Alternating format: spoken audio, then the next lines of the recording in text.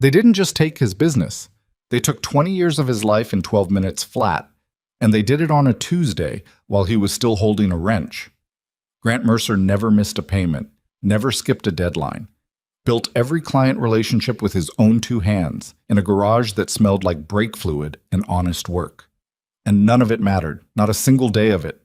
If you're watching this right now, drop your city in the comments and hit that like button. I want to see exactly how far this story travels. Now let's get into it. The repossession crew arrived at 7:14 in the morning. Grant knew something was wrong before he even opened the garage bay. 3 vehicles in the lot, unmarked, but too clean, too deliberately parked, and 2 men in khaki slacks standing near the side entrance, like they'd already decided the property wasn't his anymore. He'd seen that posture before, on inspectors and auditors, on people who arrived with paperwork instead of problems, the kind of people who never got their hands dirty and never had to. He'd been up since 5. A half-finished diagnostic printout was still warm in his hand from the office printer.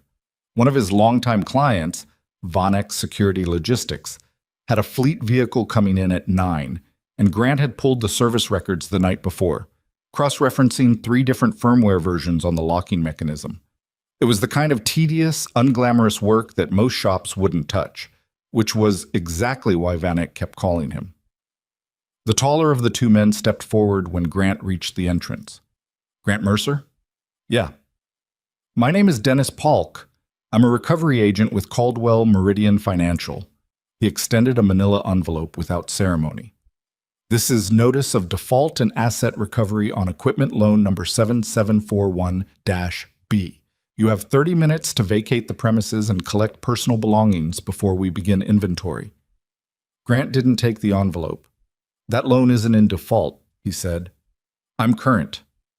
"The loan was called under Section 12C of your agreement, Mr. Mercer. Lender's right to demand full repayment upon determination of risk threshold. You're 47 days past the threshold trigger date." "What threshold trigger? There's no trigger in my agreement."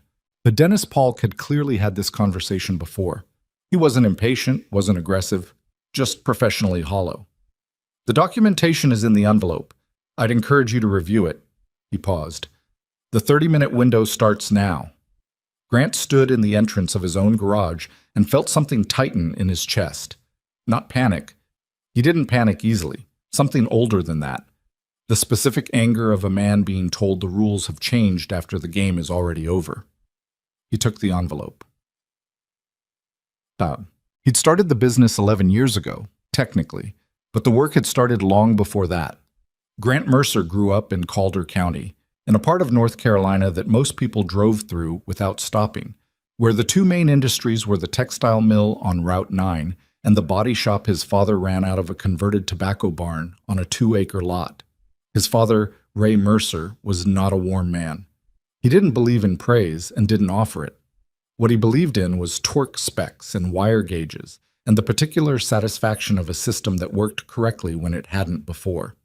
He taught Grant to read electrical schematics before Grant could reliably read a roadmap, and by the time Grant was 15, he was the one doing the actual diagnostic work while his father handled the billing. Ray Mercer died of a stroke when Grant was 22, leaving behind a pickup truck, a shop full of tools, and $11,000 in unpaid tax debt. Grant sold the truck, paid the taxes, and kept the tools. He spent the next 4 years working in a fleet maintenance shop outside of Raleigh, doing overnight shifts on commercial vehicles, learning how the industry actually operated, the contracts, the compliance requirements, the specific mechanical anxieties that kept fleet managers awake at night. Armored vehicles were their own specialty. Most mechanics didn't want to deal with them. The reinforced chassis changed everything. Weight distribution, heat management, stress points that didn't exist on standard commercial trucks. The electronic security systems were layered and proprietary, and the manufacturers were protective of their documentation to the point of paranoia. Most shops sent armored vehicles back to the manufacturer for anything beyond basic maintenance. It was expensive and slow, and the fleet companies hated it. Grant decided that was a problem he could solve. He moved back to Calder County in 2013, leased a commercial bay in a light industrial park outside of town, and hung a sign that said Mercer Precision Vehicle Services. The first year was thin. The second year was thinner. In the third year, he got a call from a regional security transport company whose armored carrier had developed an intermittent fault in its door-locking actuator, a problem that had stumped two other shops, and that the manufacturer's service line had been quoting at 6 weeks for a technician visit. Grant diagnosed it in 4 hours and fixed it in 2 more. The regional manager, a careful, skeptical man named Tom Wexler, stood in the bay watching the entire time. "What did you find?" Wexler asked when it was done. "Moisture intrusion in the secondary relay housing, corrosion on the contact pins. The actuator itself was fine." Wexler nodded slowly. "The manufacturer said it was a failed actuator. The manufacturer would have replaced the actuator. Problem would have come back in 8 months." Wexler sent him 2 more vehicles the following week. By 2018, Grant had expanded to 3 bays, hired 2 part-time technicians, and serviced fleets for 7 companies across North Carolina and into Virginia. The garage wasn't glamorous. The waiting area was a folding chair and a coffee maker. The floor had oil stains older than some of his clients, but the work was honest, and the reputation was solid, and the clients who found him tended to stay. That was when he'd taken the equipment loan. He stood in the doorway of his own office and read the repossession notice twice. The language was dense, the kind of contractual architecture designed to be technically accurate and practically incomprehensible at the same time. Section 12C was real. He found it in his own copy of the agreement after 2 minutes of searching. Risk threshold determination, lender's discretionary right, demand for full repayment. He'd read this before when he'd signed it. His attorney at the time had flagged it as standard boilerplate. Industry language. Nothing to worry about. $340,000, the notice said. Full balance. Due on receipt. His checking account held about $19,000. Dennis Polk knocked on the open door frame. 20 minutes, Mr. Mercer." Grant looked up. "I want to call my attorney." "You're welcome to. That won't affect the recovery timeline." "Then what's the point of 20 minutes? Polk had no answer for that. He stepped back into the hallway. Grant's phone rang before he could dial. It was Marcus Delray, his part-time senior tech, calling from the parking lot. "Grant, there are 2 flatbeds out here." "I know." "They're hooking up the Vanek rig." "I know, Marcus." A long pause. "What's happening?" "Caldwell Meridian is calling the loan. Get your personal tools out of the bay and put them in your truck. Don't touch anything that belongs to the shop." Another pause, longer. "Grant, just do it." He hung up and stood there for a moment, looking at the diagnostic printout still in his hand. Vanek's fleet vehicle. An appointment at 9 that wasn't going to happen. He set the printout down on the desk carefully, like it still mattered. His attorney, a practical woman named Diane Ashford, who had handled his business incorporations and a supplier dispute 3 years earlier, answered on the second ring. "They're executing a Section 12C call," Grant said. "On what grounds?" "They're calling it a risk threshold trigger." He heard her typing. "Who's the recovery agent?" "Caldwell Meridian Financial. The recovery agent is a man named Dennis Polk." "Okay. Grant, listen to me. If they're doing a 12C call, there's very little I can do in the next..." She paused. "How much time do you have?" 18 minutes? "There is nothing I can do in 18 minutes. Don't obstruct the recovery. Don't make any statements about the validity of the process. Collect your personal tools and your personal documents and get out. We'll look at the agreement and the notice and figure out what recourse you have." "There has to be something wrong here. I've never missed a payment." "I believe you. That doesn't change what they can legally do in the next hour." Her voice was careful, measured, not unsympathetic, just honest. "Get your personal tools, Grant. We'll deal with the rest." He ended the call and went to the bay. Marcus was already there, moving slowly, pulling his own socket sets and calibration equipment from the rolling cabinet by the far wall. He was 51 years old, a compact, deliberate man who had spent 30 years in commercial vehicle maintenance and had a particular gift for diagnosing noise complaints, the kind of problem that made other mechanics throw up their hands. He didn't say anything when Grant came in. He just kept packing his stuff into a plastic bin. The 2 flatbed trucks were visible through the bay door backed into the lot. A third man from the recovery crew was photographing the vehicles with a tablet, making notes. Grant went to his personal tool chest, the one that had followed him since his father's shop, a battered red snap-on box with a broken wheel on the right front caster. He started pulling out his personal tools, the micrometers, the calibrated torque wrenches his father had owned, a custom wiring probe set he'd built himself over a decade of modifications. Marcus came over. 12 years, he said quietly, not accusatory, just saying it out loud. Yeah. You gonna fight this? I'm gonna try. Marcus nodded. He picked up his bin and carried it out without another word. At 8:06 in the morning, Dennis Polk walked Grant through a perfunctory exit process. A brief inventory of the personal items he was removing, a signature confirming he'd vacated the premises. Grant signed. His hand didn't shake, which surprised him slightly. He walked out of the garage with his personal tool chest, a box of business records and personal files, and the jacket he'd left on a hook by the office door. He put everything in the bed of his truck and stood next to it in the parking lot and watched the recovery crew photograph his equipment bays and attach their inventory tags to his lifts. One of the flatbed operators was wrestling with the wheel lock on the newer diagnostic station. A piece of equipment Grant had paid $38,000 for 18 months ago, still had payments on, now being cataloged as a recoverable asset. The man was doing it wrong. He was going to damage the lock housing if he kept forcing it. Grant watched for about 30 seconds. He didn't say anything. He got in the truck. He sat there for a minute, maybe two, looking through the windshield at the building he'd spent 11 years building into something real. The sign was still up. Mercer Precision Vehicle Services. Good vinyl lettering, professionally done, 8 years old and still crisp in the morning light.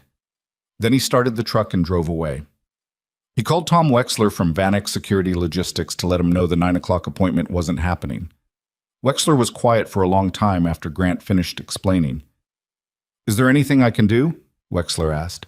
Not right now. I'll be in touch. Grant? A pause. I'm sorry. Grant thanked him and hung up and drove. He didn't have a destination. He just needed to be moving. The road was empty at that hour. The industrial district giving way to a county road, trees on both sides, the flat early morning light coming in at a low angle through the windshield. He thought about his father, about the tobacco barn and the electrical schematics and the unspoken philosophy that had governed his entire working life. The work is the thing. Not recognition, not money, exactly. The actual act of diagnosing something correctly, of fixing what was broken, of handing back a machine that ran the way it was supposed to run. Ray Mercer had never articulated this as wisdom. He'd just lived it, every day, without ceremony or complaint. Grant had lived it too, and it hadn't been enough. That was the part his father's philosophy hadn't covered, that doing the work correctly didn't protect you from people who could take everything through the fine print of a contract you'd signed on a Tuesday afternoon with a lawyer who'd called it boilerplate. His phone buzzed. A text from Diane Ashford. Send me the complete loan agreement when you get a chance. I want to read the full document. He texted back that he would. Then he pulled over on the shoulder of the county road, put the truck in park, and sat there for a while in the quiet. Through the tree line, he could see a stretch of open farmland, still pale green in the summer light. A hawk was working a slow thermal somewhere above the far tree line, barely moving, just riding the air. Grant watched it for a while. There was a document in the box of business records in his truck bed. His original copy of the loan agreement, full and unredacted, the one he'd kept in a fireproof cabinet in the office. He hadn't thought to grab it strategically. He'd grabbed it because it had his name on it, and it was his. But it was there, in the box, under a folder of old client invoices. He didn't know yet what Diane Ashford would find in it. He didn't know yet that the clause that might save him was buried on page 19, in a paragraph so dense with subordinate clauses that most attorneys glossed over it in the first read. He just sat on the shoulder of a county road in the early morning with everything he had left in the bed of his truck, and let himself feel the weight of what had just happened without trying to outrun it. That was the thing about Grant Mercer. He didn't run from hard things. He never had. He put the truck back in drive and headed home. Diane Ashford called on a Thursday, 9 days after the repossession. Grant was at the kitchen table in his rental house, a 2-bedroom place on a gravel road outside of Calder County that he'd been renting for 3 years as a practical matter, because he'd always poured the extra money back into the shop rather than buying property. He'd been sitting there for about an hour, going through job listings on his laptop without really reading them. Fleet maintenance positions mostly, a couple of diagnostic technician openings with dealership groups in Raleigh and Charlotte. The kind of work he could do in his sleep, the kind that would pay the bills, the kind that had nothing to do with what he'd actually built. "I found something," Diane said. No preamble. "In the agreement?" Page 19, paragraph 7, subsection C. There's a reciprocal obligation clause buried in the risk threshold language. Grant pulled the agreement toward him. He'd read it 4 times in the past 9 days. "I saw that paragraph. I thought it was standard indemnification." "It's not. The way it's written, if Caldwell Meridian exercises the 12C call, they're required to demonstrate a documented, verifiable risk event within the prior 90 days. Not just a threshold determination, an actual documented event. Did they have one?" A pause. "That's the question. Their notice cites a threshold trigger date, but it doesn't identify the underlying event, which either means they're sloppy or there isn't one. Can we compel disclosure?" "If we file, yes, but Grant—" She hesitated. "I want to be straight with you. This is a viable argument, not a guaranteed outcome. Caldwell Meridian has in-house legal that's dealt with challenges before. This could take a year. It could take 2. I understand that. And it'll cost money you probably don't have right now." "I understand that too." She was quiet for a moment. "All right, send me your authorization to proceed and I'll start drafting." He sent it before he even closed the call. The first 3 weeks after the repossession had a particular texture that Grant didn't have a clean name for. Not depression exactly. He got up every morning, he ate, he answered his phone, but there was a heaviness to routine tasks that hadn't been there before. He'd find himself standing in the hardware store for 10 minutes, staring at a pegboard of drill bits without any memory of why he'd gone in, or sitting in his truck in a parking lot with the engine off, not going anywhere, just sitting. Marcus Delray called every few days, not to talk about the shop or the lawsuit, just to check in, to relay small pieces of industry news, to grumble about a fleet job he'd picked up with a maintenance company in Greensboro that didn't know what they were doing. It was the kind of friendship that didn't require acknowledgement to function. Grant appreciated it more than he said. Tom Wexler from Vanex Security sent a brief email saying they'd found a temporary service arrangement but considered it temporary, that they hoped Grant would be back in operation before the end of the year.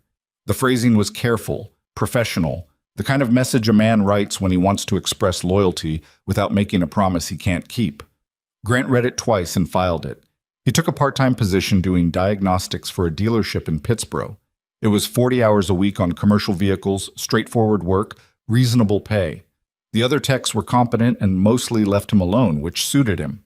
He did the work, he did it well, and at the end of each day he drove home on the county road and sat with whatever was left of the evening and tried not to think too hard about the building sitting locked up in the industrial park with his name still on the sign. He was 3 weeks into the Pittsburgh job when his phone rang with a number he didn't recognize. A 704 area code, Charlotte. He almost didn't answer. He was eating a sandwich over the kitchen sink, tired from a long shift, not interested in whatever it was. He answered anyway. "Is this Grant Mercer?" The voice was a woman's, mid-40s, Grant guessed, the particular clipped efficiency of someone who was used to other people accommodating her schedule. "It is. My name is Harper Sterling. I'm the CEO of Meridian Armored Transport." A brief pause. "I understand you're familiar with Vantex series armored carriers." Grant set the sandwich down. "Where did you get this number?" "Tom Wexler at Vanex Security.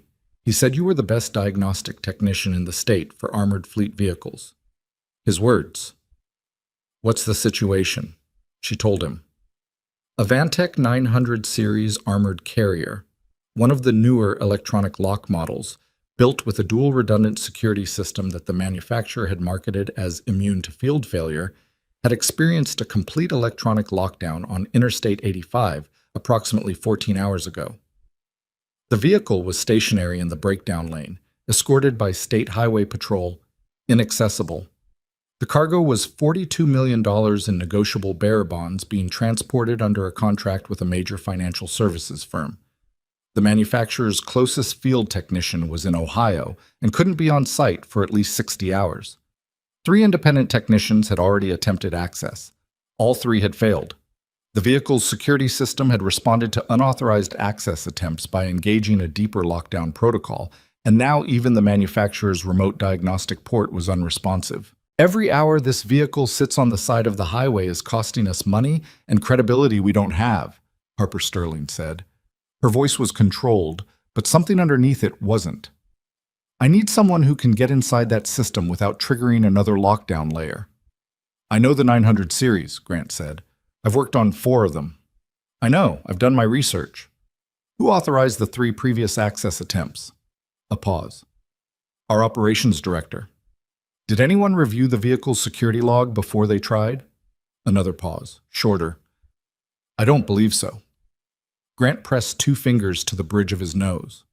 Ms. Sterling, those access attempts may have moved the system into a tertiary lockdown state, which means getting it open is now considerably more complicated than it would have been 14 hours ago. Can it be done? Probably. But I need the vehicle's full electronic service record, the firmware version installed at last maintenance, and access to the security system's diagnostic interface, not the standard port, the secondary interface behind the rear interior panel. I can get you the service records. The interface access, it's there. The manufacturer doesn't advertise it, but it's there on every 900 series built before 2022. If your operations team didn't know that, it explains why they failed. The line was quiet for a moment. What are your terms? Harper Sterling asked. Grant had thought about this possibility 0 times because it hadn't been a possibility he'd seen coming. He stood in his kitchen in the quiet of the evening and thought about it for about 5 seconds. I work alone. No one gives me direction or countermands a decision while I'm in that vehicle. I set my own hourly rate, and I set it in writing before I go near the carrier. If I find anything beyond the immediate mechanical failure, anything at all, I document it independently and retain my own copies. That last condition is unusual. It's non-negotiable. A longer pause this time. He could hear something in the background on her end. Another voice. Someone saying something he couldn't make out. Agreed, Harper Sterling said. How soon can you be on site? Text me the location. I'll leave in an hour. He hung up and stood there for a moment. Then he went to the bedroom closet and pulled out the red snap-on tool chest with the broken caster wheel, the one that had been his father's, the one he'd carried out of the garage on the morning they'd taken everything else. He checked his diagnostic equipment. Everything was where it should be. He loaded the truck. The carrier was on the shoulder of I-85 between exit 48 and exit 51, hemmed in by 2 highway patrol cruisers with their lights running. It was past 11 at night when Grant arrived, and the scene had the particular unreal quality of emergency lighting in the dark. Orange and blue strobing across the asphalt, the massive vehicle sitting completely inert in the breakdown lane like something that had simply decided to stop. A man in a company jacket met him at the perimeter. Operations director, he said. His name was Carl Briggs, 50s, a thick-necked man with the look of someone who had started his career doing physical work and gradually moved into management without quite leaving the physical work mindset behind. He had the expression of a man who had made several bad decisions in the past 14 hours and was currently watching a stranger arrive to deal with the consequences. Mercer? Briggs said. Yeah. I've been told you have full operational authority on this. He said it the way a man says something he doesn't entirely believe. That's correct. Briggs looked at the tool chest in the bed of Grant's truck. 3 technicians already tried. I know. I'm going to need the complete security log from every access attempt. Everyone. Time-stamped. Briggs hesitated. Some of that might be proprietary to our... Mr. Briggs. Grant looked at him directly. I agreed to work under specific conditions. Giving me the complete access log was part of those conditions. If you want to renegotiate, call Ms. Sterling. I'll wait.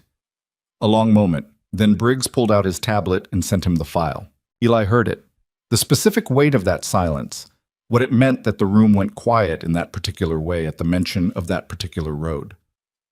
That road, Eli said. That road goes to the cabin. Nobody answered immediately.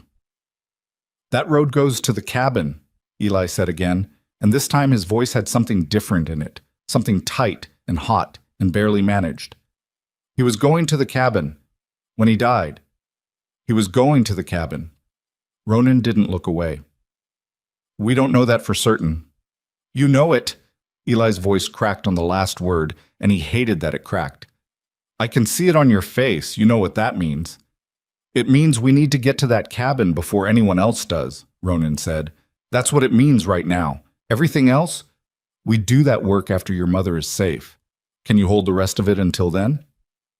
It was a real question, not a dismissal, not a deflection, a genuine, direct inquiry about the capacity of a 13-year-old boy to hold grief and terror and a completely restructured understanding of his father's death in abeyance long enough to be useful. Eli breathed. His father's press badge sat in his hoodie pocket against his chest. Yeah, he said. I can hold it. The planning took 40 minutes. It would have taken less if it had been simple, but nothing about it was simple. The cabin was 40 miles in failing light on a road that had killed Thomas Mercer, and they had no confirmation that Sarah Mercer had been taken there rather than anywhere else. And Victor Hale had resources that the Iron Veil could not fully estimate. And somewhere in the county there was a dark sedan with Shell Company plates whose occupants were tracking their movements with professional patience. He spent the first 40 minutes not touching the vehicle at all. He walked around it 3 times, slowly, with a flashlight and a handheld electronic sensor. He checked the external panel seams for stress indicators. He ran the sensor along the wheel wells, the undercarriage, the cargo door frame. He wasn't looking for the lockdown cause yet. He was building a picture of the vehicle's current state, establishing a baseline before he introduced any new variable. One of the highway patrol officers came over around midnight. A young man who seemed more curious than official about what Grant was doing. You the specialist? He asked. Yeah. What are you looking for? Everything I'm not supposed to find. The officer seemed to consider that. The other guys went straight for the door. I know. Is that wrong? Grant crouched down to check a sensor port near the rear axle. If your patient's unconscious, you don't start by shaking them. The officer nodded slowly and went back to his cruiser. At the 45-minute mark, Grant found what he was actually looking for. A small but unmistakable anomaly in the impact sensor reading along the driver's side chassis. The sensor was registering a residual impact signal from several hours ago. Not a current impact, a recorded one, stored in the system's event buffer.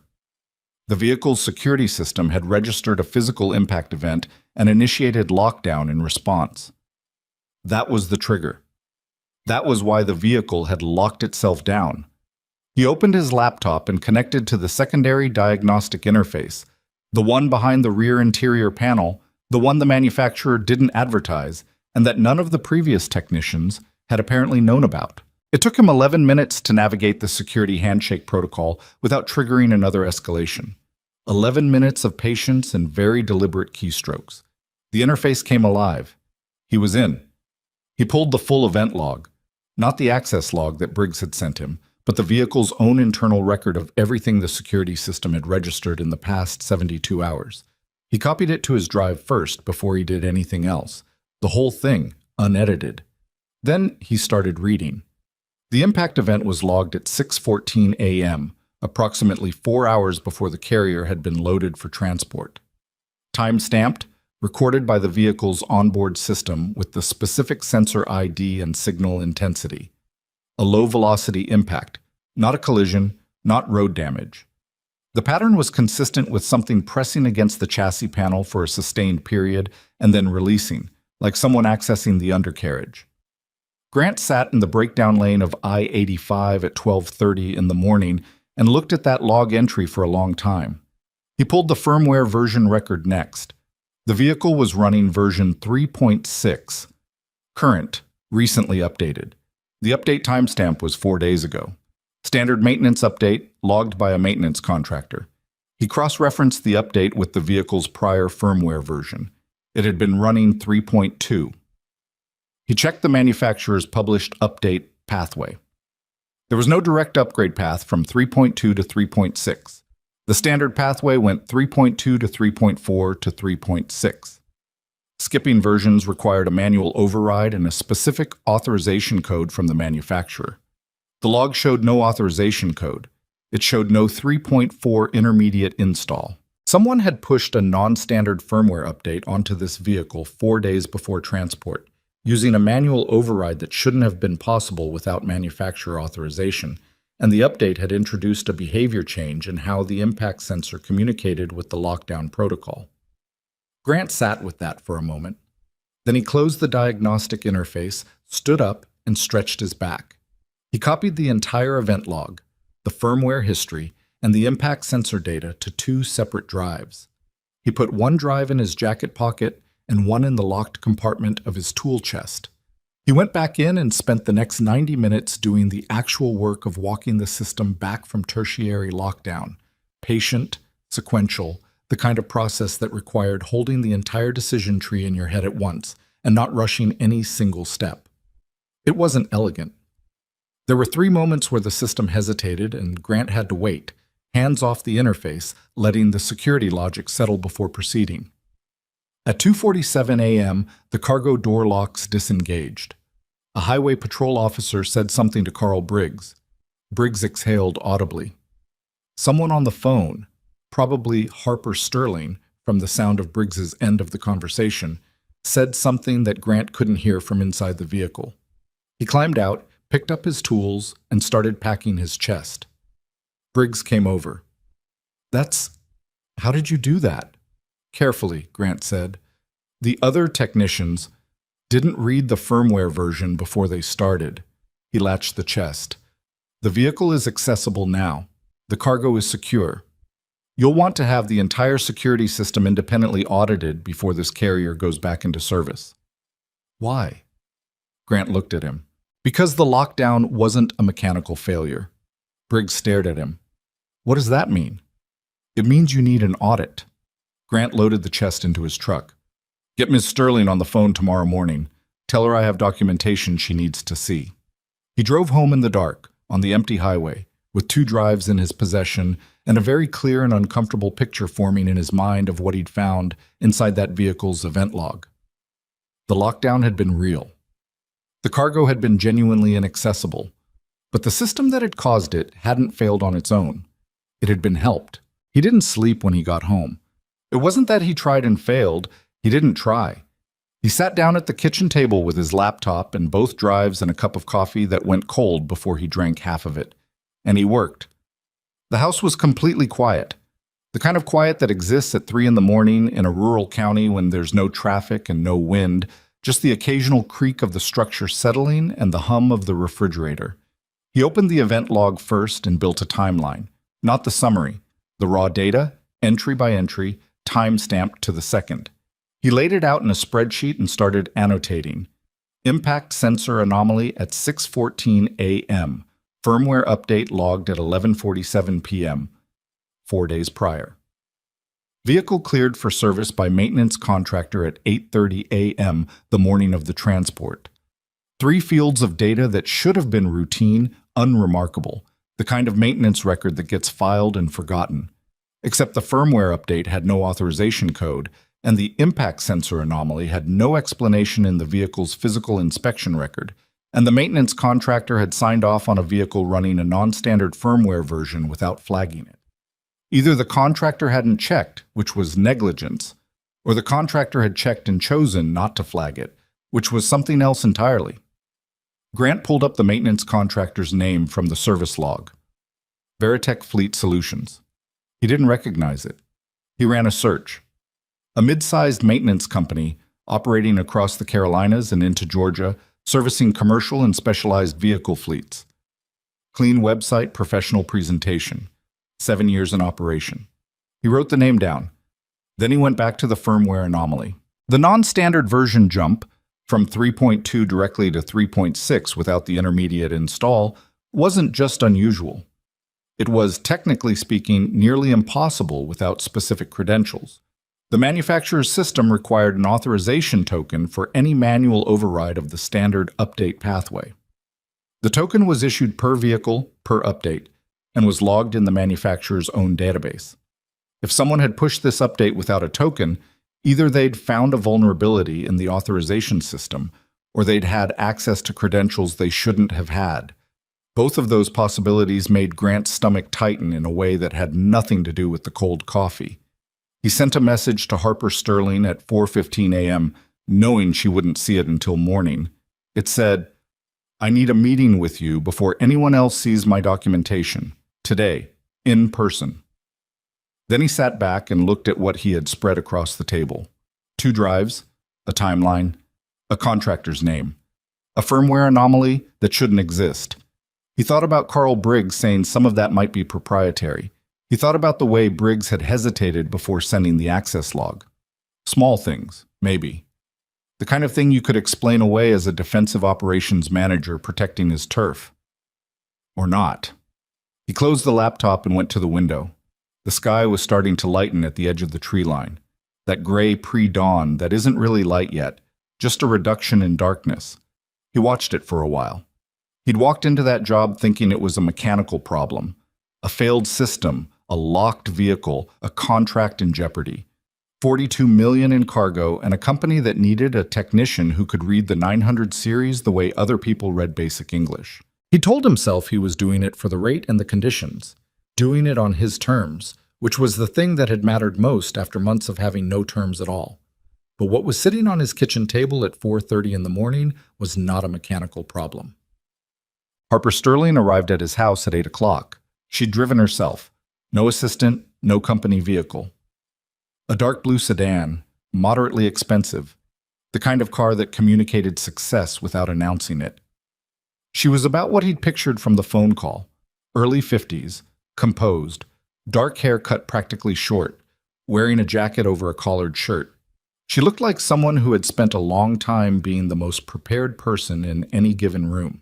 She looked at the house briefly when she got out of the car, then at Grant on the porch, then at the house again with the particular expression of someone recalibrating an expectation.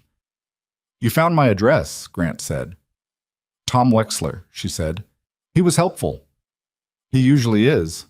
She came up the porch steps and he held the door. Inside, the kitchen table still had the laptop and the printed timeline he'd run off at 6 a.m. She sat down and looked at it without touching it. "You said you had documentation." "I do." He sat across from her. "Before I show it to you, I need to understand something. Who knew the transport schedule for last night's carrier? The route, the cargo, the vehicle assignment?" She looked at him steadily. "That's a very specific question." "It's the right one." A pause. She folded her hands on the table. The route was finalized 72 hours before departure. It would have been known to our operations director, the assigned crew, our dispatch system, and the client's logistics team. "And your maintenance contractor? Veritech Fleet Solutions?" Something shifted in her expression. Not alarm. She was too controlled for alarm, but a slight tightening around the eyes. "They service our fleet vehicles. They would have had the vehicle's assignment in our maintenance scheduling system, which means they knew which vehicle was assigned to this transport." "Potentially, yes." Her voice was carefully level. "Mr. Mercer, what did you find?" He showed her. He walked her through the timeline entry by entry. The firmware update 4 days before transport, executed without the manufacturer's authorization token, jumping 2 version steps in a single install. The behavior change that update introduced in the impact sensor's communication with the lockdown protocol. A change that would cause any impact event, even a minor one, to trigger full lockdown rather than the standard alert and log response. And then the impact sensor anomaly at 6:14 a.m. on the morning of the transport, 4 hours before loading, consistent in its signal pattern with someone accessing the vehicle's undercarriage. Harper Sterling listened to all of it without interrupting. She was still when she listened, not the stillness of someone waiting for their turn to speak, but the genuine stillness of someone absorbing information and holding it carefully. When he finished, she said, "You're saying someone modified the vehicle's security system to guarantee a lockdown and then triggered the lockdown manually the morning of the transport." "That's what the data indicates." "To what end?" "A few possibilities." Grant picked up his coffee. "I'm fresh this time, actually warm." Delay the cargo delivery and cause the client to breach a contractual deadline. Damage your company's reputation with a high-value client, or redirect the contract entirely to a competitor who could suddenly step in with a guarantee of reliable service. She was quiet for a moment. The financial services client we're transporting for, they have a secondary vendor evaluation process running. A competing logistics firm has been pitching them for 8 months. Who? A company called Paragon Secure Logistics.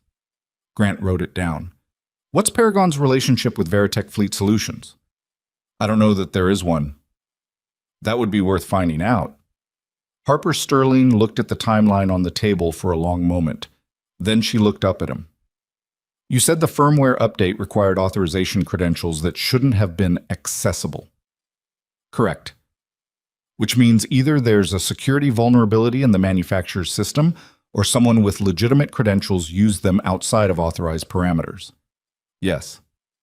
That's not just sabotage, she said. That's insider access. Which is why I wanted to talk to you before anyone else saw this. Grant set the coffee down. Ms. Sterling, I need to ask you a direct question, and I'd appreciate a direct answer. She didn't flinch. Go ahead. Is Carl Briggs connected in any way to Veritech Fleet Solutions or to Paragon Secure Logistics? The question sat between them for a moment. Outside, a truck went by on the gravel road, and the windows rattled faintly. Carl Briggs has been with the company for 6 years, she said. That's not what I asked. She looked at him. Then she picked up her phone and made a call. It rang twice. Janet, I need Carl Briggs's employment file on my desk by 11. Complete file, including the conflict of interest disclosure forms. She paused. Yes, today. She ended the call and put the phone down. I don't know the answer to your question, she said, but I'm going to find out. Grant made copies of everything that morning, a third set, after the 2 drives he'd already made at the highway, because 3 was the number he'd decided on without quite knowing why. He mailed 1 set to Diane Ashford with a note that said, Hold this. Do not open unless I ask you to. He kept 1 at home, locked in the same fireproof box he'd grabbed from the office the morning of the repossession. The 3rd he kept on his person. He went back to Pittsburgh for his afternoon shift at the dealership. It felt strange, the normalcy of it, the routine diagnostic work on ordinary commercial vehicles, the other techs talking about a college football game and weekend plans. Grant worked and said very little and tried not to think about what he'd handed Harper Sterling and what she might find when she started pulling on those threads. Marcus Delray called at 3 o'clock. You were on I-85 last night, Marcus said. No greeting. How do you know that? Tom Wexler. He's been asking around about you. In a good way. A pause. What happened out there? I fixed a locked carrier. And? Grant was standing in the parking lot of the dealership, away from the bays. Why is there an and? Because Tom said the word sabotage when he called me, and Tom Wexler doesn't use words like that unless someone said them to him first. Grant was quiet. Grant. I found some things in the vehicle's system, Grant said carefully. I've given the documentation to Harper Sterling. It's her company, her contract, her problem to deal with. Is it also her problem that it might be connected to people who took your shop? The question landed differently than Grant expected. He hadn't let himself go there yet. Not fully. He'd noted the connection and filed it away because he didn't have evidence, just geography. Caldwell Meridian Financial, who had called his loan. And now Meridian Armored Transport, whose carrier he'd just spent the night repairing. Different entities, shared name. He'd noticed it and not said it out loud yet, even to himself. Where are you going with that? Grant said. Caldwell Meridian Financial is a subsidiary, Marcus said. I looked it up this morning after Tom called. The parent company is a holding group called Meridian Capital Partners. Meridian Armored Transport is also under Meridian Capital Partners. Grant stood in the parking lot and felt something cold move through him. The same company that seized your shop, Marcus said, owns the armored transport fleet you spent last night fixing. The silence stretched. Marcus, I know. Don't say anything to anyone. I wasn't planning to. A pause. Grant, be careful. Pause. He drove to Diane Ashford's office after his shift and sat across from her desk and told her what Marcus had told him. She listened with her hands flat on the desk and her expression carefully professional, the way lawyers went still when something significant landed in their lap. Meridian Capital Partners, she said. Yes. She turned to her computer and typed. Read for a moment. It's a diversified holding group. Financial services, logistics, some real estate. She kept reading. Caldwell Meridian Financial is one of the subsidiaries. Meridian Armored Transport is another. She looked up. Grant, if there's a connection between the loan action against you and the sabotage of the transport vehicle, even an indirect one, I know what it means. It means this isn't just a predatory lender calling a loan, it's potentially coordinated. Potentially. Do you have anything that links the entities directly, not just the corporate structure, actual evidence of coordination? Not yet. He paused. But the forensic data from the vehicle ties Veritech Fleet Solutions to the firmware modification, and Veritech is a Meridian Capital Partners maintenance contractor. Diane leaned back in her chair. She had the look of a lawyer who was simultaneously excited and worried, which was a specific expression that Grant had learned to read over the years as meaning, this is either very good or very bad, and we don't know which yet. If Veritech's modification of that firmware was authorized at the corporate level, if there's a paper trail connecting Meridian Capital Partners to the sabotage of their own subsidiary's transport vehicle to benefit a competing logistics firm, then it's fraud, Grant said. Corporate fraud, not a lending dispute, which is a different conversation entirely. She tapped her pen against the desk. And your Section 12C challenge is already on file.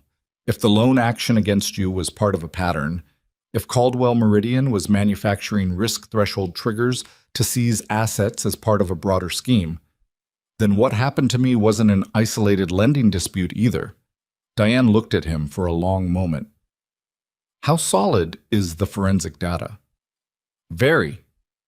Could it be challenged? By someone who understands the Vantech 900 series security architecture? No. By someone who doesn't. They'd probably try, but they'd be wrong, and I could demonstrate that. She nodded slowly. I want to bring in a digital forensics specialist to validate the data independently. Someone who can testify to the integrity of what you collected. Fine. And Grant, she paused, you need to be very aware that once we start moving on this, the people on the other side of it are going to know it. And they have considerably more resources than you do. They seized my business while I was holding a wrench, Grant said. I'm aware of what they're capable of. Diane held his gaze for a moment. Okay. She picked up her pen. Let's build the case. It was Marcus who found the thread that connected everything. He called Grant on a Wednesday evening, 2 weeks after the highway repair, while Grant was in the garage of his rental house running diagnostics on an old pickup as a favor to a neighbor. The kind of small, neighborly work that had no paperwork and no invoice, and that Grant did because it was something to do with his hands. Paragon Secure Logistics, Marcus said. The competitor you mentioned. Yeah. They have a new maintenance contract, announced last week, with Veritech Fleet Solutions. Grant set down the diagnostic reader. When was it signed? 3 weeks ago. A pause. 1 week before the carrier lockdown on I-85. Grant did the math without speaking. There's more, Marcus said. Paragon Secure Logistics. Their primary investor is a private equity fund. The fund's registered agent is a law firm in Charlotte that also represents... Marcus paused, letting it land. Meridian Capital Partners. The pickup's engine ticked in the quiet of the garage. Grant stared at the concrete floor. Same web, same center. The company that had stripped him of his livelihood, the maintenance contractor that had tampered with a security vehicle, the competing logistics firm positioned to benefit from that tampering, all of them connected, financially or legally, to a single parent entity that had enough diversification to make the connections invisible unless you were looking for them specifically. And the reason no one had been looking for them was that nobody had reason to. Until a locked armored carrier on a highway had required the one technician in the state who would actually read the entire event log before touching the vehicle. Marcus, Grant said. Send me everything you found. All of it. Already did. Grant opened his phone and saw the email, with 3 attachments. He opened the first one. Corporate registration documents. Financial filings. A connected graph of entities that looked, when you laid it flat, like a deliberate architecture. Subsidiaries and contractors and investors arranged to create distance between the decisions being made at the center and the consequences playing out at the edges. At the edges, a locked vehicle on a highway, a competitor positioned to inherit a $42 million contract, a small garage in North Carolina with a sign still on the door, and a man working a dealership job in Pittsburgh because everything he'd built had been taken in 12 minutes on a Tuesday morning. He sat on an overturned milk crate in his neighbor's garage and looked at it all for a long time. He thought about Dennis Polk handing him that envelope, 30 minutes to vacate the premises. He thought about signing the exit inventory with a hand that didn't shake. He thought about driving away on the county road and pulling over and watching a hawk work a thermal above the far tree line. He'd felt, that morning, like a man who'd had everything taken and had nothing left except the tools in his truck and whatever Diane Ashford could find on page 19. He didn't feel that way now. He forwarded Marcus's email to Diane Ashford with a single line. The picture is bigger than we thought. Call me when you can. Then he went back to work on his neighbor's truck, because the diagnostic wasn't finished and the truck needed to run correctly, and that was the kind of thing that still mattered regardless of everything else. Maybe because of everything else. The work was the thing. It always had been. He just had more to work with now. Diane Ashford didn't call that night. She called the next morning at 7:15 while Grant was making coffee, and she skipped the greeting entirely. I was up until 2 reading everything Marcus sent you, she said. Grant, this is not a lending dispute anymore. I know. No. I mean structurally, legally. It has crossed into territory that is well outside what I normally handle. The corporate connections Marcus identified combined with your forensic data from the carrier. If what we're looking at is accurate, this involves securities fraud, commercial sabotage, and potentially coordinated abuse of lending regulations across multiple subsidiaries of the same holding company. A pause. I'm good at contract law. This needs someone who litigates against holding companies for a living. Who do you recommend? There's a firm in Raleigh, Callaway Brent. They do commercial fraud litigation. They've gone up against holding groups before and won. I know one of the partners, Sandra Voss. She's not cheap and she's not easy to work with, but she's the right person for this if she'll take it. Call her. I already did, this morning at 6:30. A brief pause that contained something that might have been amusement. She wants to meet with both of us today. She read the summary I sent her at midnight and called me back at 6. That told Grant something about Sandra Voss before he'd ever met her. They drove to Raleigh separately and met in a conference room on the 14th floor of a building that smelled like carpet cleaning solution and recycled air.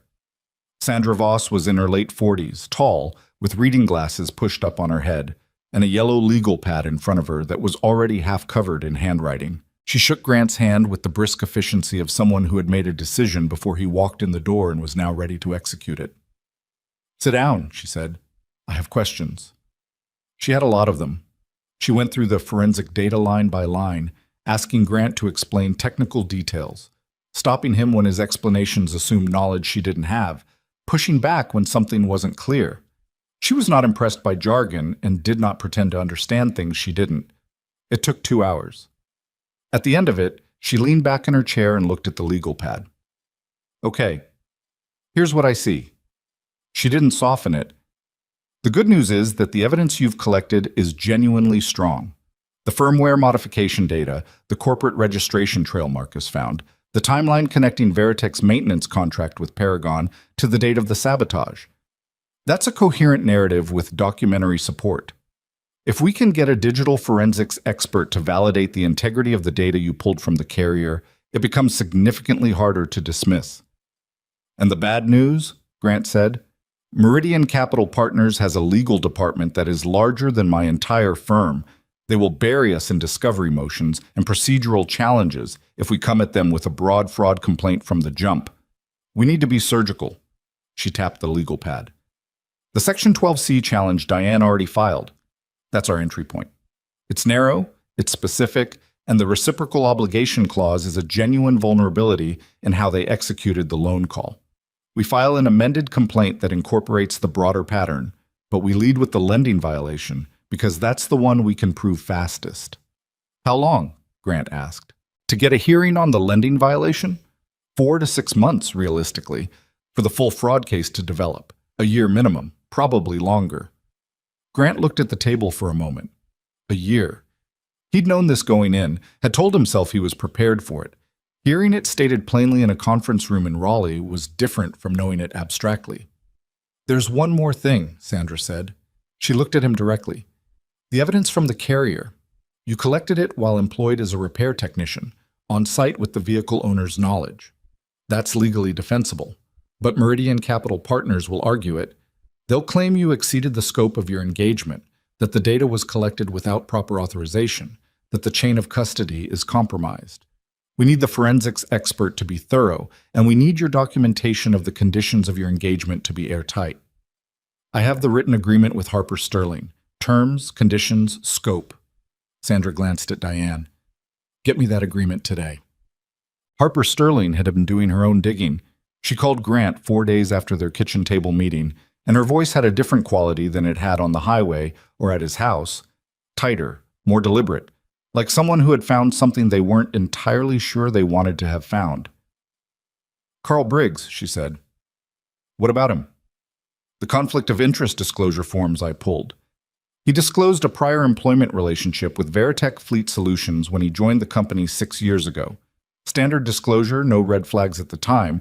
He'd left Veritech 2 years before joining us, and the disclosure was filed correctly. She paused. What wasn't disclosed was that his brother-in-law is currently a senior operations manager at Veritech. Grant was quiet. I didn't know, she said. And then, after a moment, I should have known. We have disclosure requirements for a reason.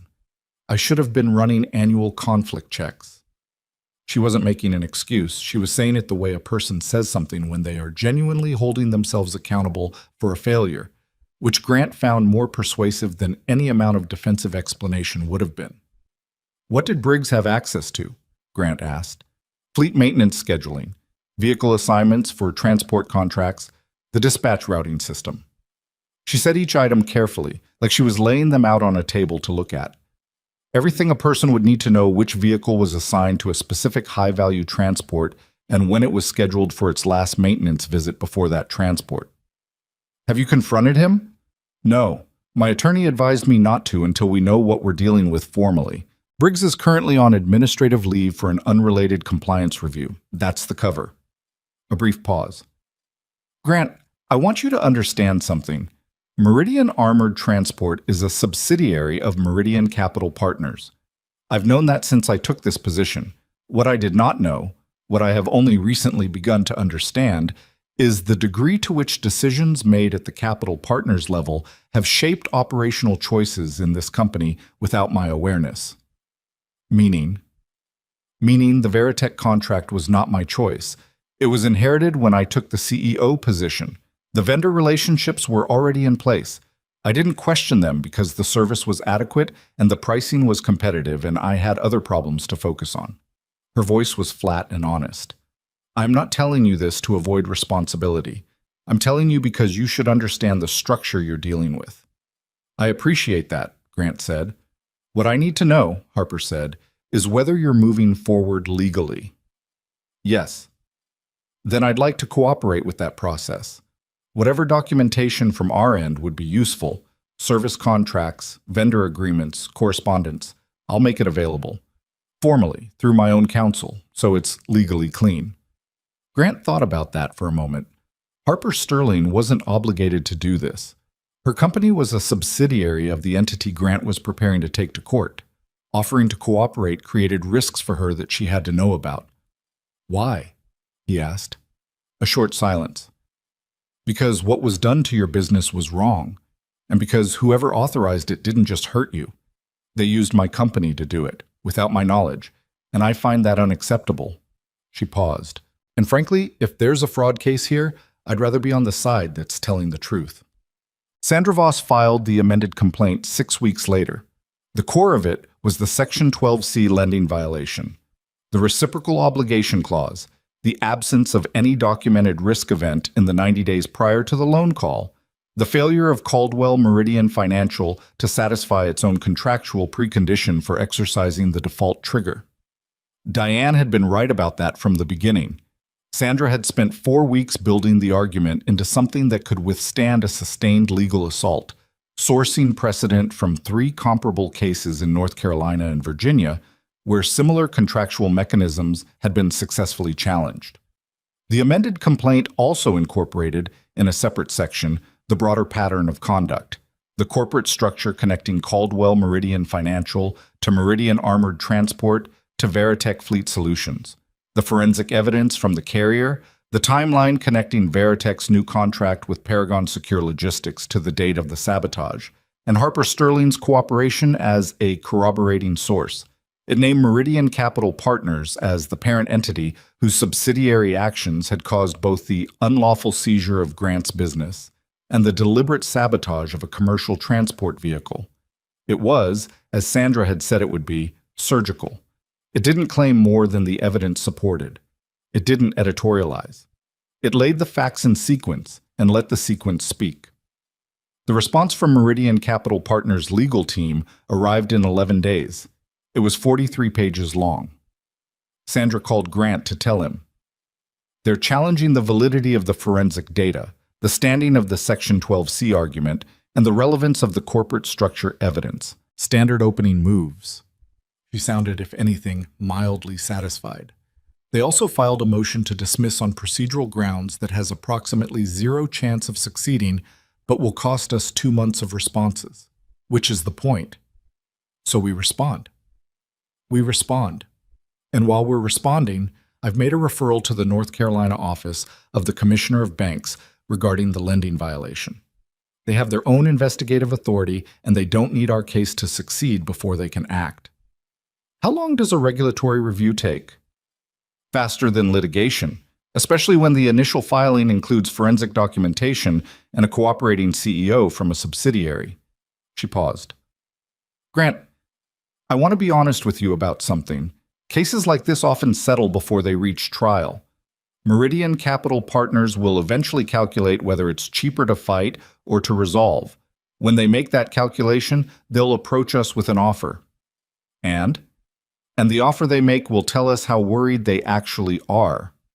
Another pause. My job is to make sure they're very worried.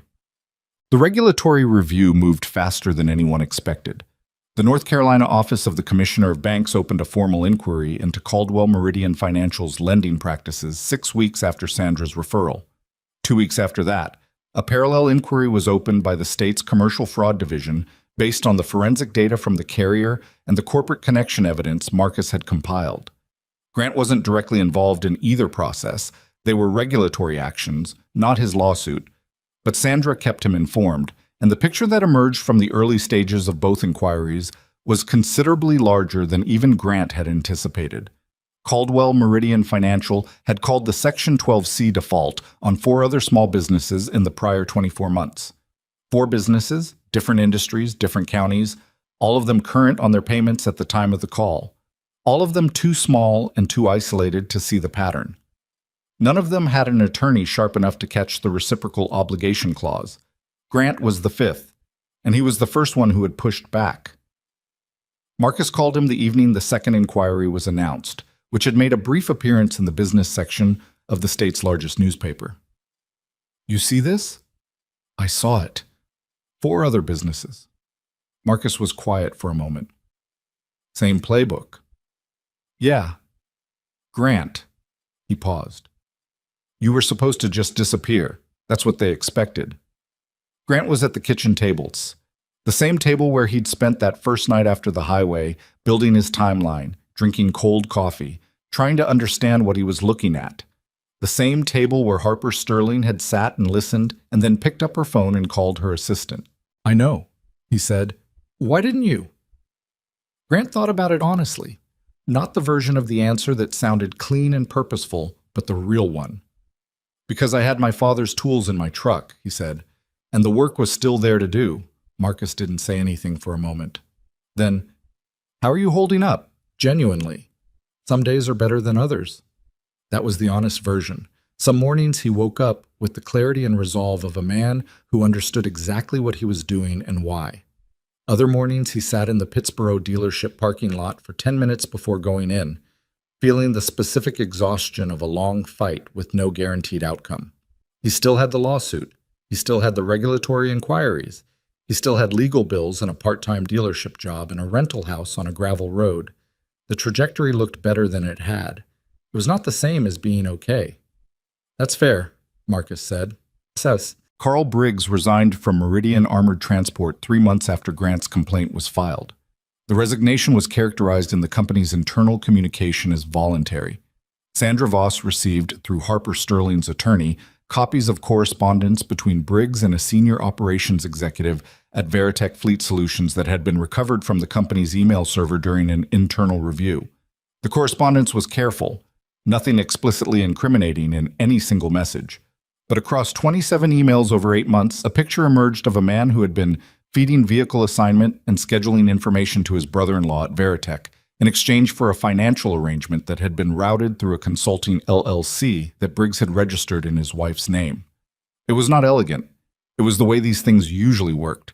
Not a grand conspiracy with clear edges and explicit statements, but a series of accommodations and arrangements between people who understood what they were doing and relied on the accumulated distance between each step to keep it invisible.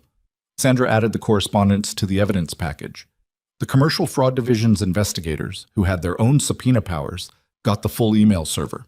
The moment Grant understood that things had shifted decisively came on a Tuesday morning, almost exactly 7 months after the repossession. He noticed later, though he didn't plan the coincidence, when Sandra called and said, "Meridian Capital Partners' legal team has requested a settlement conference."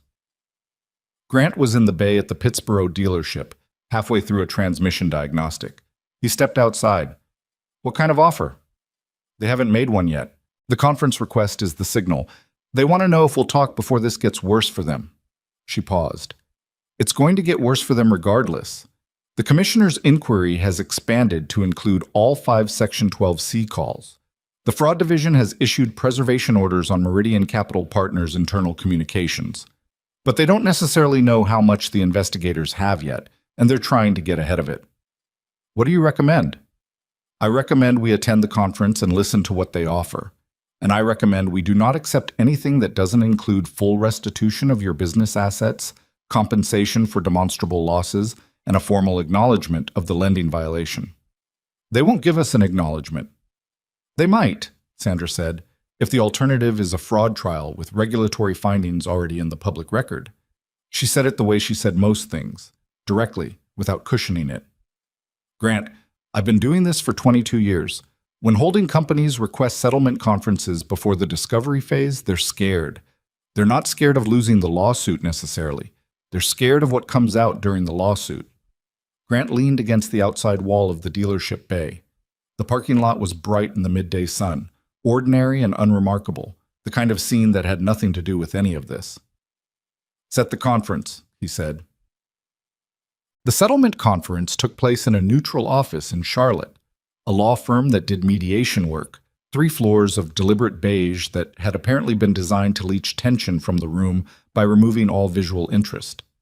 Sandra and Diane sat on Grant's side of the table. Meridian Capital Partners sent 2 senior attorneys and a man introduced as a managing director of the holding company, a trim, careful individual in his early 60s who said very little and watched everything. The opening offer was inadequate. Sandra declined it without discussion, which Grant had agreed to in advance. The Meridian attorneys caucused and came back with a second number. Still inadequate, but closer. It indicated they were moving, which was the important information. The third offer was closer still. Grant sat through all of it without speaking much. Sandra was doing the work she was there to do, and his job in that room was to let her do it. But he watched the managing director across the table, the man who had said almost nothing for 2 hours, who had let the attorneys handle the back and forth, who sat with his hands folded and his expression neutral, and his eyes moving from the documents to Sandra to Grant and back. At one point during a recess, that man caught Grant's eye across the room. He held the look for about 3 seconds. Then he looked away. Grant didn't know his name and didn't ask, but he understood something in that look. The particular quality of a man who had spent his career making decisions that had consequences he never had to witness, suddenly in a room with one of those consequences, unable to look past it. The fourth offer, when they came back from the recess, included business asset restitution. It was not a victory, exactly. It was a number on a table in a beige room in Charlotte, offered by people who were doing the math of exposure versus cost and had arrived at an accommodation. Grant understood the difference. He looked at Sandra. "It's a starting point," she said quietly, "not a finish line." "I know," he said, and they went back to work. The final settlement agreement was signed on a Thursday afternoon in November, 14 months after Dennis Polk had handed Grant an envelope in the doorway of his own garage and told him he had 30 minutes to vacate.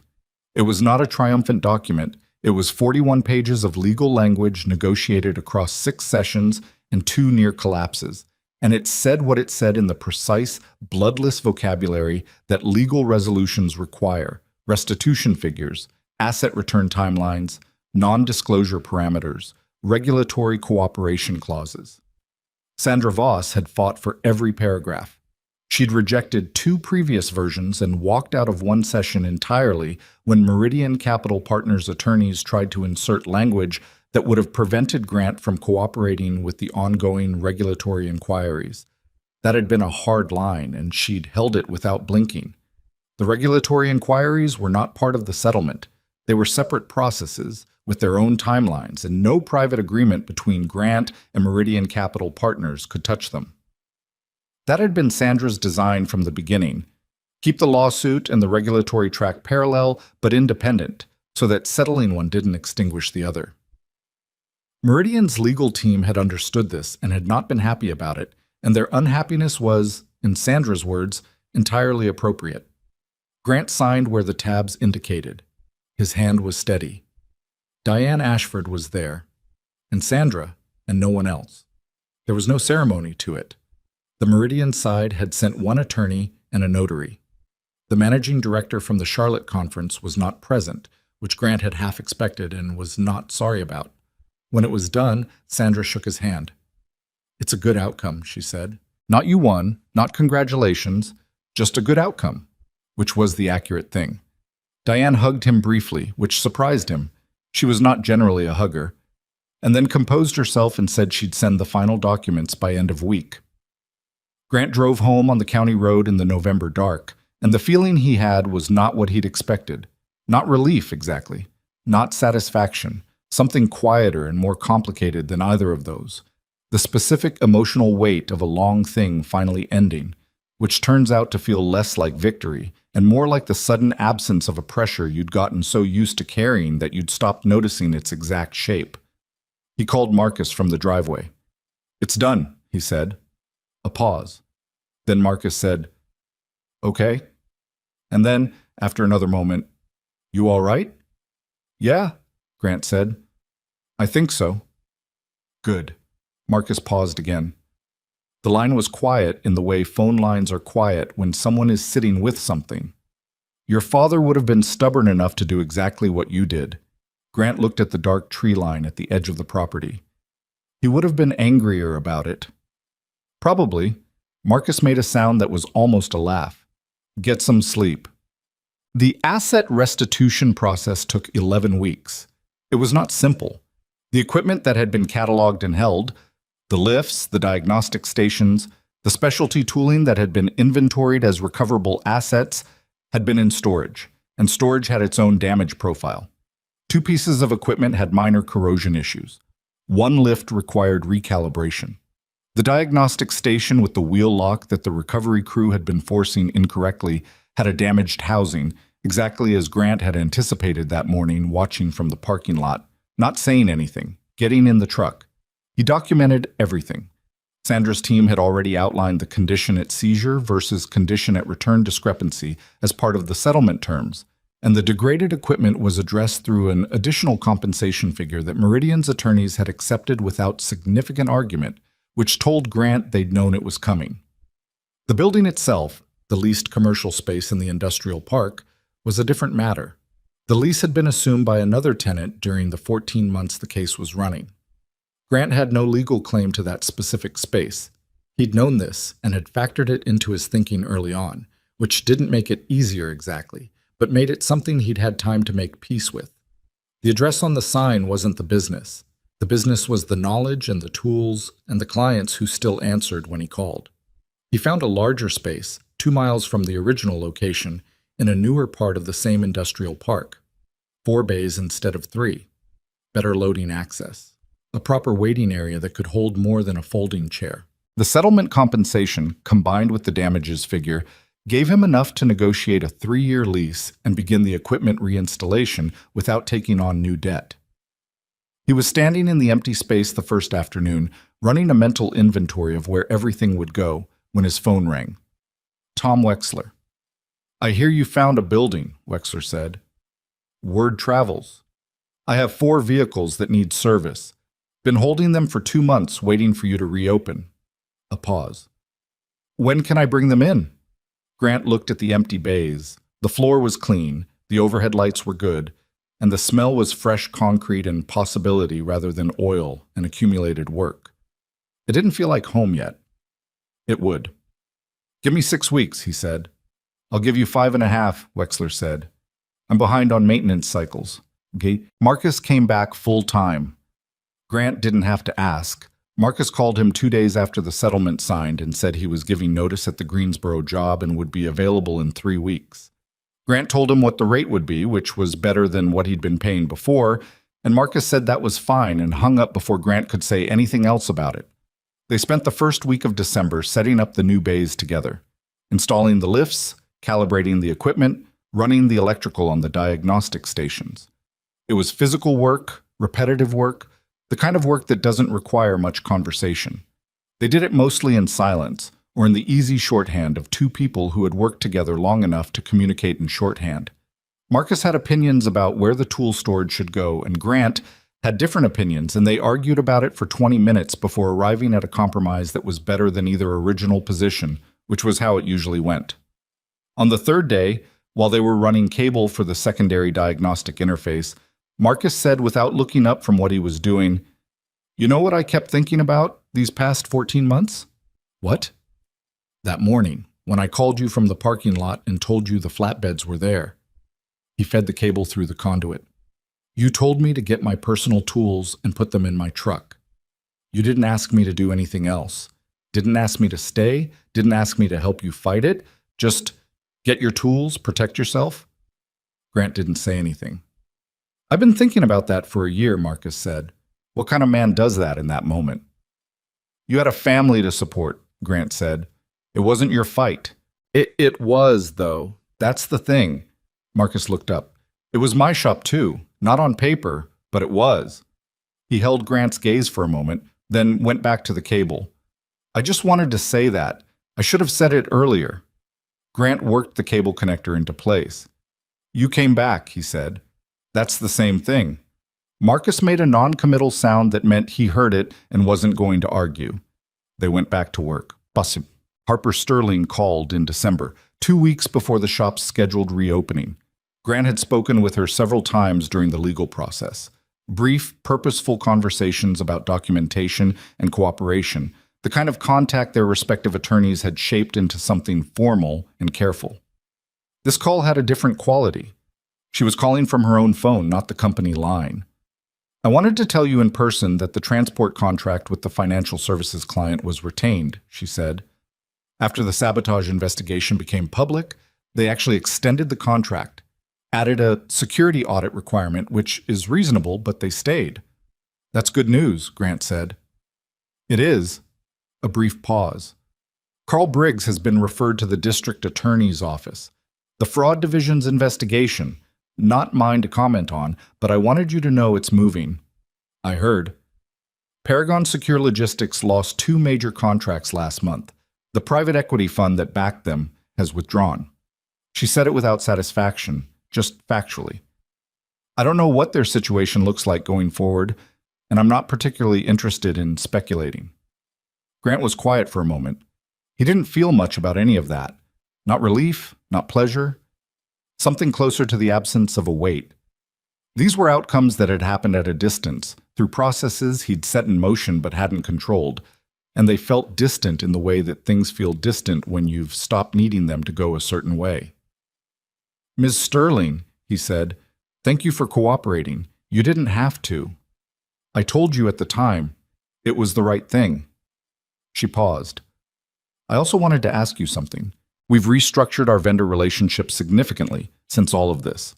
We're looking for a primary diagnostic and service provider for our North Carolina fleet, someone independent." Grant leaned against the wall of the new bay, looking at the space around him. 4 bays. Good lighting, equipment calibrated and ready. "Send me the fleet specs," he said. "I'll tell you what I can do." But the shop reopened on a Tuesday morning in January.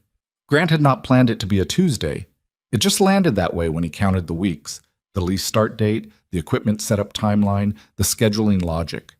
He didn't notice the day of the week until the Monday before, and when he did notice, he stood in the kitchen for a moment with his coffee and thought about the other Tuesday, the one that had started the same way, early morning, a cup of coffee, work to do, and had ended with him driving away on the county road watching his building in the rearview mirror.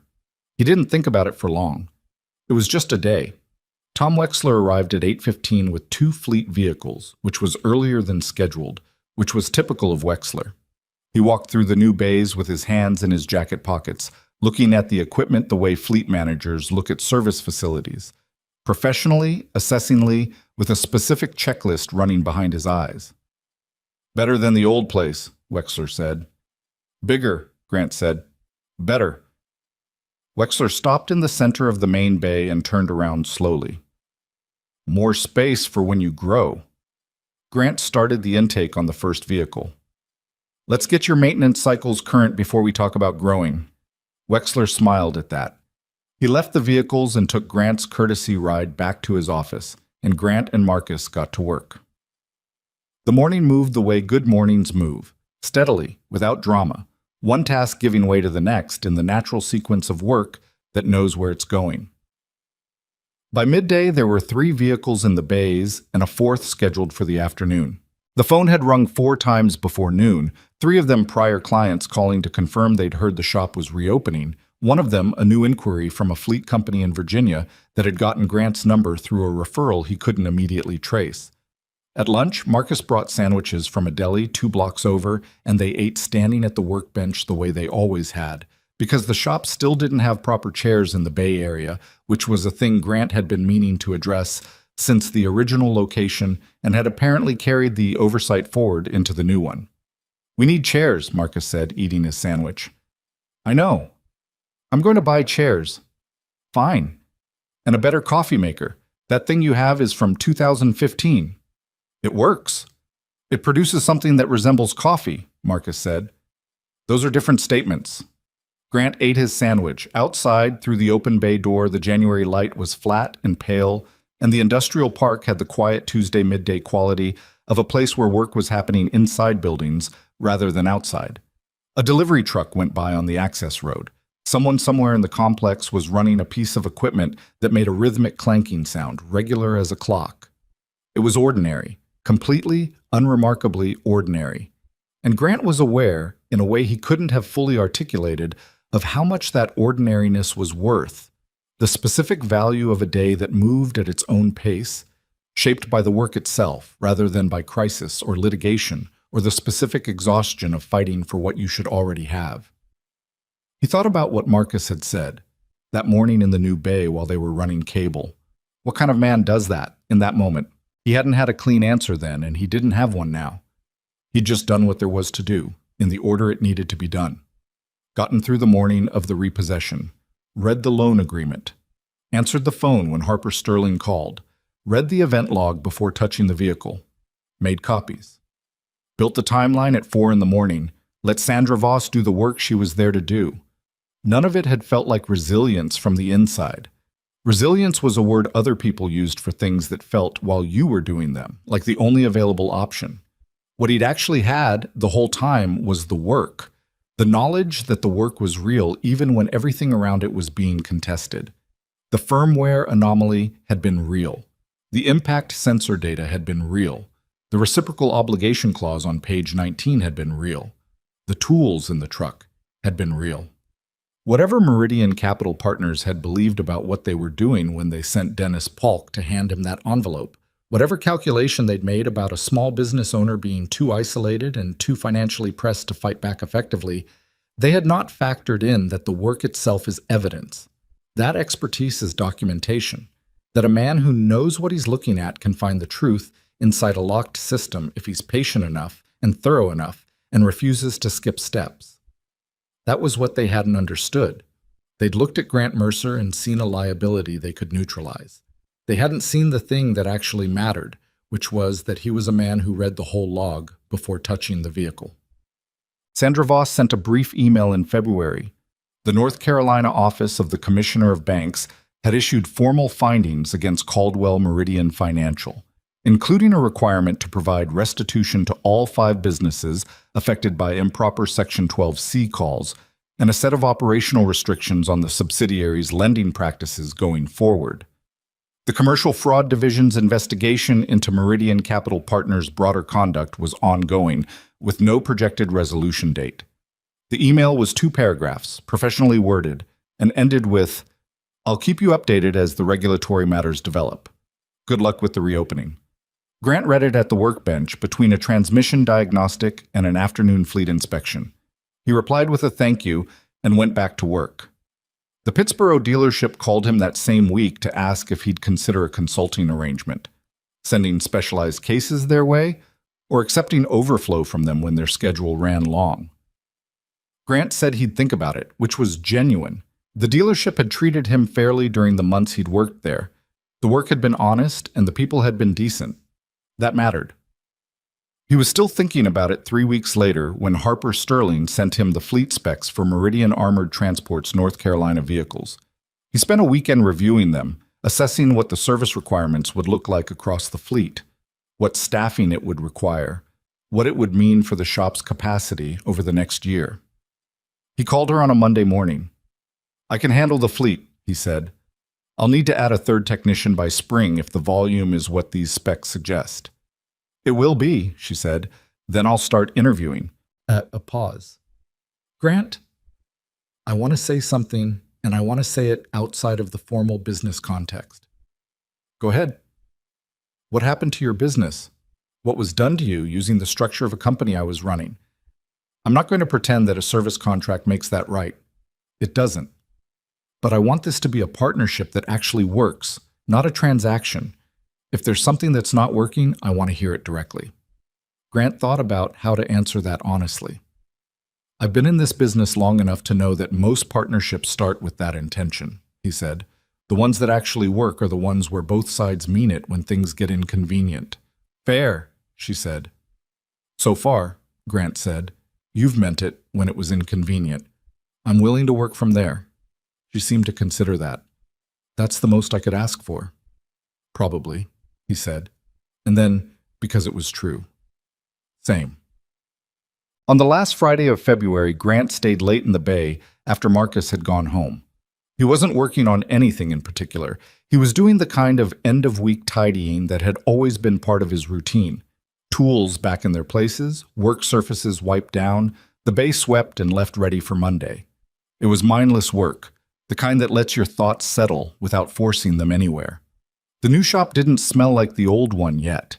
That would take time. The particular accumulation of oil and metal and solvent and effort that soaks into the concrete of a working garage over years. The olfactory record of everything that had been fixed within its walls. The old shop had smelled like that deeply, like the history of the work itself. This one smelled like new paint and clean floors and potential, which was its own thing. He stood in the center of the main bay for a moment, in the quiet of the empty building, and looked at it. 4 bays. Good lights. His name on the sign outside. Mercer Precision Vehicle Services. New vinyl, same font, because there had never been any reason to change the name. The tools were in their places. The equipment was calibrated. The schedule for Monday was already full. He thought about his father, briefly. The tobacco barn and the electrical schematics, and the unspoken understanding that the work was the thing, not the recognition, not the money, not the validation of anyone who hadn't earned the right to evaluate what they were looking at. Ray Mercer had never explained that philosophy in those words. He just lived it, every day, in a converted barn in a county that most people drove through without stopping. Grant had spent his whole life living it too, and he understood now, in a way he hadn't fully understood before, that it was both a strength and a vulnerability. The belief that honest work is its own argument, that competence is self-evident, that integrity speaks for itself, that belief is true, and it is also not enough on its own. The world contains people who will look at honest work and see something to extract, who will look at a man with his hands on a wrench and see a problem to neutralize rather than a person to respect. You had to do the work, and you also had to know what you were dealing with. You had to read the whole log. You had to make copies. You had to understand that the clause on page 19 existed and that ignoring it was a choice with consequences. That was the thing Grant had carried out of the worst year of his life. Not bitterness, not a reformed suspicion of everyone, not a hardened version of himself that trusted less and hoped for less. Just a clearer picture of how things worked, of where the vulnerabilities were, of the difference between the people who build things and the people who position themselves to profit from what others build, and how that difference only becomes visible when the pressure is applied. He'd been under pressure. He'd held. Not perfectly. There had been mornings in the Pittsburgh parking lot when holding had meant nothing more than walking through the door and doing the shift and going home. There had been nights reading settlement drafts at the kitchen table when the size of what he was up against felt less like a challenge and more like a fact of physics. Too large, too connected, too indifferent to one mechanic in Calder County with his father's tools and a clause on page 19. He'd done it anyway. Not because he was exceptional, because he was stubborn, and because the work was real, and because the truth, once you'd found it and documented it properly, had a weight that was very difficult to argue against. He locked up the bay and walked out into the February night. The industrial park was quiet, the access road empty, the overhead lights in the parking area casting their flat orange light across the asphalt. His truck was the only vehicle in the lot. He stood there for a moment in the cold air. The hawk he'd watched from the shoulder of the county road, that morning after the repossession, barely moving, riding the thermal above the far tree line. He'd thought about that image more times than he'd expected over the past 14 months. There was something in it he'd needed without knowing he needed it. The patience of a thing that understood its own capabilities and was content to use them without performing them. That simply did what it was built to do, without apology, without announcement, until the conditions were right. He got in the truck and drove home on the county road in the dark, the way he'd driven it hundreds of times before and would drive it hundreds of times again. The road was quiet. The tree line on both sides was just visible in the headlights. The heater ran and the truck ran, and ahead of him the road curved in its familiar way toward the gravel turnoff and the rental house and whatever the weekend held. He had an interview on Saturday morning. A potential third technician, young, 26, a certificate program graduate with 2 years of fleet experience and, according to his resume, a particular interest in electronic security systems on specialized vehicles. Marcus had found him through an industry contact and had said, with characteristic understatement, that the kid seemed to know what he was doing. Grant was going to find out for himself. He always did. Monday's schedule was full. Tuesday's was filling. The work was there. That was enough. It had always been enough. The work, and the willingness to do it honestly, and the knowledge that a thing built right will outlast almost anything that tries to bring it down. Not everything, but almost. He turned onto the gravel road, and the headlights swept across the front of the house, and he parked and sat for a moment in the quiet of the engine cooling, and then he went inside.